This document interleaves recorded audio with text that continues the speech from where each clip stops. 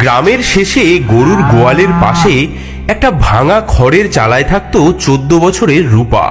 রাতে তার মাথার উপর ফুটো দিয়ে জল পড়তো, দেওয়ালের ফাঁক দিয়ে সাপ বিছে ঢুকতো, আর ঠিক তার পাশেই দাঁড়িয়েছিল তার সৎমার দোতলা পাকা বাড়ি, যেখানে সৎমা আর তার মেয়ে মায়া থাকতো বিলাসিতায়।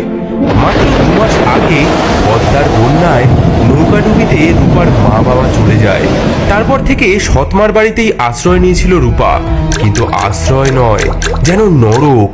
সৎমা তাকে গোয়াল ঘরের কোণে শুতে দেয়, পচা ভাত খেতে দেয়, আর দিনরাত খাটিয়ে নেয়।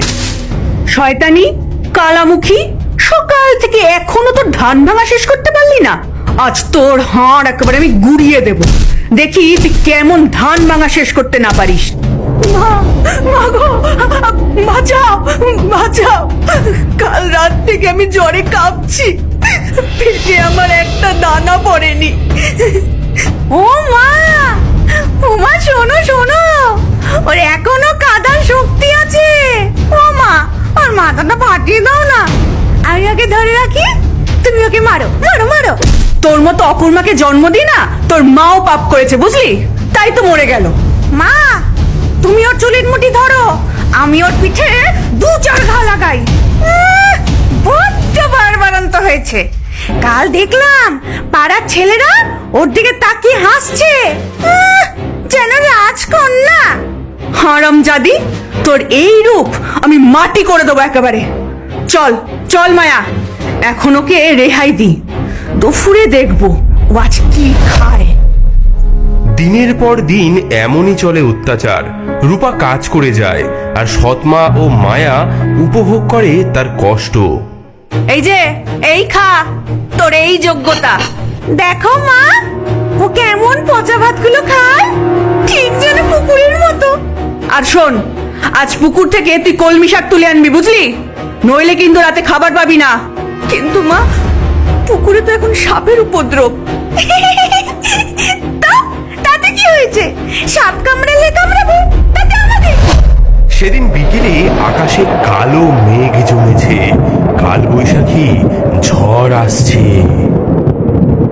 মা দেখো, কি ভয়ঙ্কর মেঘ, আজ প্রচন্ড ঝড় আসবে।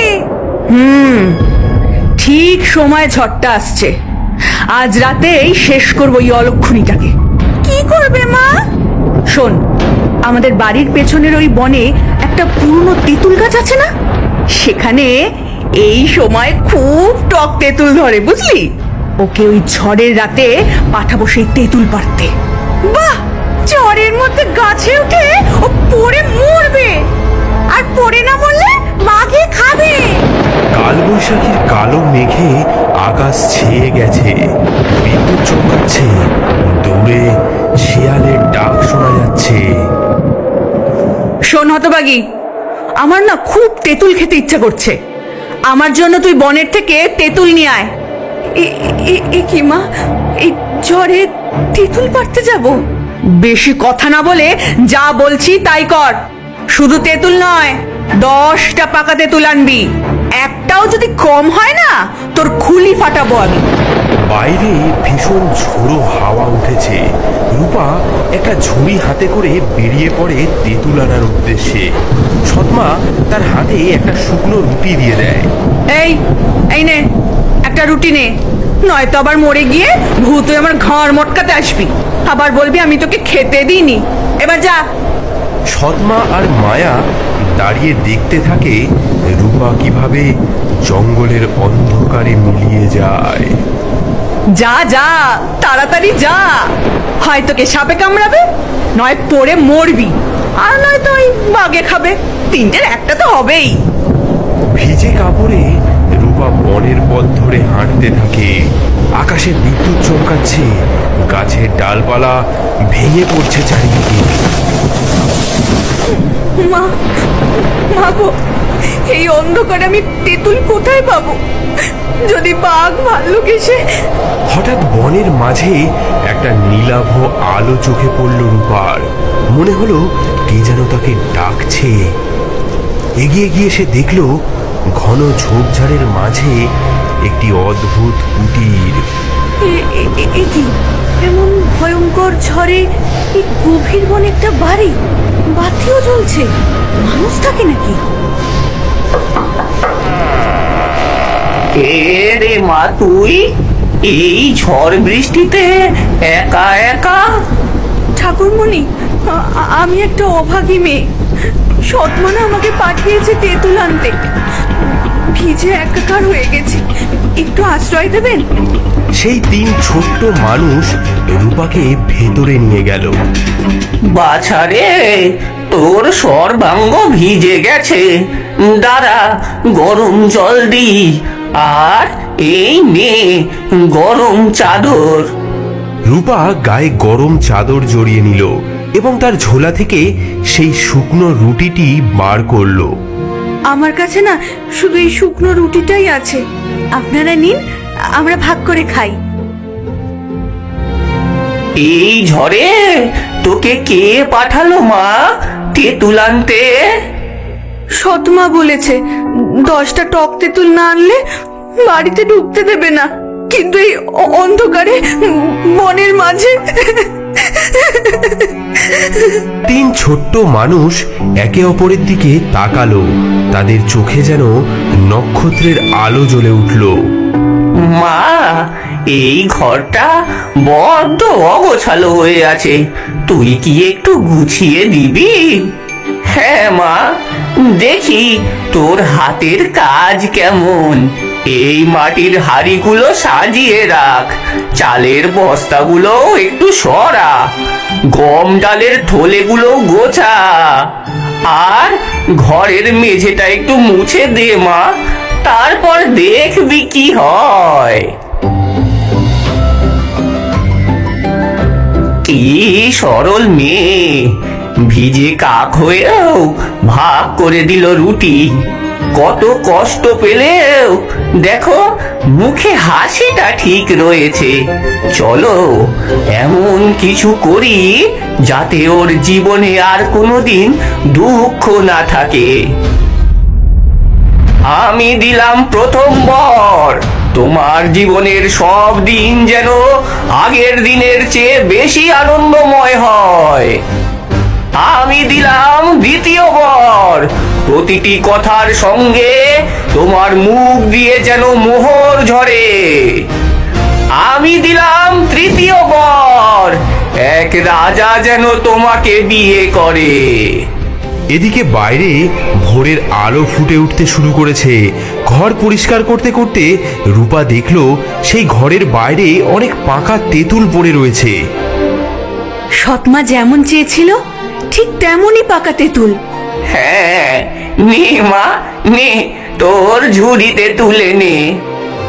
বিদায় নেবার সময় রূপা কৃতজ্ঞতা জানাতে গিয়ে বলল, ঠাকুরমণিরা, আপনাদের। হোমা, হে কি, আমার মুখ থেকে। যা মা যা, এবার থেকে তোর দুঃখের দিন ফুরলো। রূপা তেঁতুলের ঝুড়ি নিয়ে বাড়ির দাওয়ায় এসে দাঁড়ালো। কে? আমি মা, তেঁতুল এনেছি। হে কি, হ্যাঁ, তোর মুখে কি জাদু লেগেছে? সোনার মোহর, আরে এত টক তেঁতুল! সৎমার চোখে জ্বলে উঠল লোভের আগুন। মেয়েটির ভাগ্য যে পাল্টে গেছে তা বুঝতে তার আর দেরি হলো না। রূপার মুখ থেকে সোনার মোহর পড়তে দেখে মায়ার হিংসায় জ্বলে উঠল বুক। মা, আমিও যাব, আমাকেও বনে যেতে দাও। দেখো না, ওই অলক্ষণে কত সোনা পেয়েছে। না মায়া, এখন বড্ড বিপদ, বনে বাঘ ভাল্লুক ঘোরে। আমি যাবই না, আমি যাবই, আমাকে সোনার মোহর পেতেই হবে। ওই ছুটি রানী হবে আর আমি ফকির হয়ে থাকবো। শেষে সৎমা রাজি হলো। মেয়েকে পরালো নতুন শাড়ি, সঙ্গে দিল মিষ্টান্ন, পিঠে পুলি।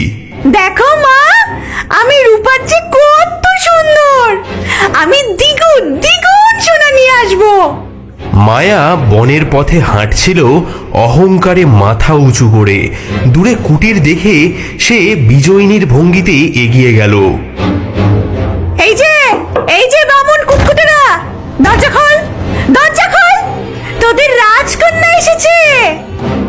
এ কি, এভাবে দরজায় লাথি কে মারছে? ছি ছি ছি ছি ছি ছি ছি, কি নোংরা ঘর, কি দুর্গন্ধ বাবা।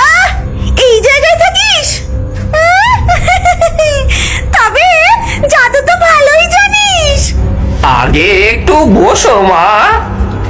মায়া তার কাপড় জড়ানো পুটলি থেকে তার খাবার বার করে খেতে থাকে। তোমার খাবার থেকে আমাদের একটু দেবে, আমরা বড্ড ক্ষুধার্ত। কি, তোদের মতো ভিখিরিদের সাথে খাবার ভাগ করব? পাগল নাকি? এই দামি মিষ্টান্ন তোদের মুখে দেব? স্বপ্নেও ভাবিস না। তাহলে একটু ঘরটা মুছে দাও। কি, আমি ঘর মুছবো এই দামি শাড়ি পরে? তোদের মাথা খারাপ? আমি রাজরানী হব, ঝি চাকর নই। শোন কুটকুটেরা, আমাকে আমাকে এক্ষুনি জাদু দেখা, নইলে আমি তোদের এই নোংরা কুঠি একেবারে ভেঙে পুড়িয়ে দেব। তিনটি ছোট্ট মানুষের চোখে জ্বলে উঠল ক্রোধের আগুন। আকাশে কালো ঘন মেঘ জমতে লাগলো। বাইরে কালবৈশাখীর ঝড় উঠল। তুই অকৃতজ্ঞ, তোর মনে শুধু অহংকার, তোর হৃদয় শুধু লোভে ভরা, তুই নিষ্ঠুর, তোর মন পাথরের চেয়েও কঠিন। আমি তোকে অভিশাপ দিলাম, তোর জীবনের সব দিন যেন আগের দিনের চেয়ে বেশি দুঃখের হয়। আমি অভিশাপ দিলাম, প্রতিটি কথার সঙ্গে তোর মুখ দিয়ে যেন ব্যাঙ লাফিয়ে পড়ে। আর আমি অভিশাপ দিলাম, তোর মৃত্যু যেন খুব দুঃখের হয়। মায়া ভয়ে কাঁপতে কাঁপতে বাড়ি ফিরল, কিন্তু অভিশাপ তার পিছু ছাড়ল না। কি হলো মা? হ্যাঁ, তেঁতুল আনতে পারলি? মা, মা, সব শয়তানি, সব শয়তানি ওই বামুনগুলো। ও মা, তোর মুখ থেকে ব্যাঙ!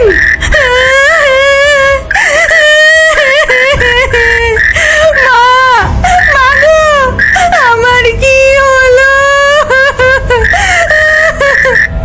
মায়ার মুখ থেকে বেরোনো সেই ব্যাঙগুলো লাফিয়ে লাফিয়ে সেই সৎমা এবং মায়াকে কামড়াতে শুরু করলো। ওমা,